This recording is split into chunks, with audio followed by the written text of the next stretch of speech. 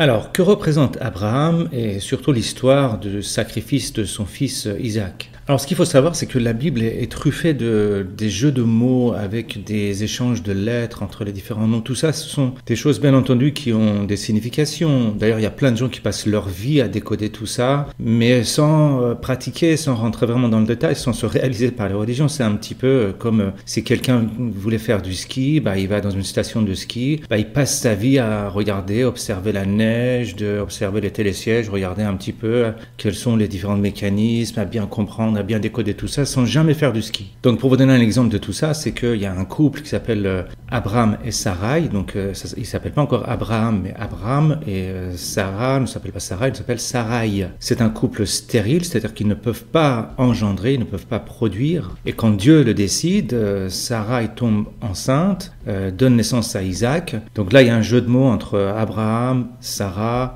et Yahvé, Dieu, à savoir que Abraham prend le H de Yahvé, devient Abraham. Sarah perd son Yod, devient Sarah, et donne ça à Isaac. Sarai devient Sarah et le Yi passe chez Isaac. Bref, passons sur ce genre de choses. Donc au départ, le couple est stérile, c'est-à-dire qu'il n'y a pas de production possible. Et ce qui se passe, c'est que Abraham fait un premier garçon avec son esclave égyptienne du nom de Hagar. Ce premier fils s'appelle Ismaël. Alors dans la Bible, Égypte, ça représente le monde matériel, le monde mental. Israël, ça représente le monde spirituel. Plus tard, dans le Nouveau Testament, Égypte est remplacée par Rome.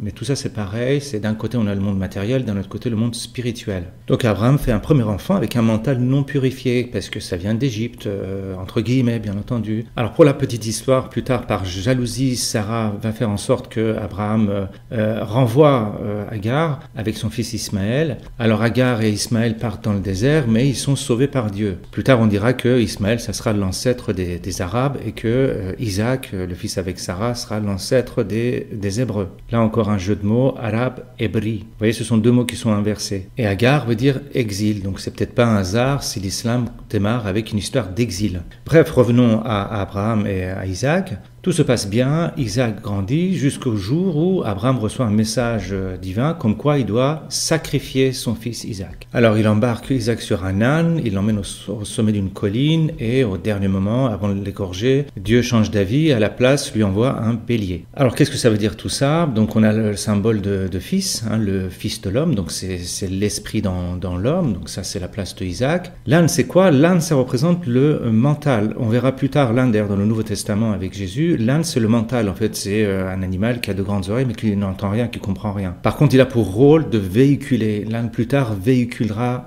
Jésus. C'est le véhicule de la conscience, c'est le mental qui véhicule la conscience. Sacrifier donc son fils, ça veut dire quelque part dédier son esprit à la vie. C'est-à-dire en fait ne pas identifier son esprit à son mental. C'est un peu l'inverse de l'histoire d'Adam et Ève. Là ici, Abraham accepte de dédier totalement son esprit à la vie, à Dieu lui-même. Et donc en récompense, bien entendu, Isaac n'est pas tué, mais à la place il y a un bélier. Bélier c'est quoi? Bélier c'est un agneau transformé. Agneau c'est encore le symbole de conscience, on verra ça dans le Nouveau Testament.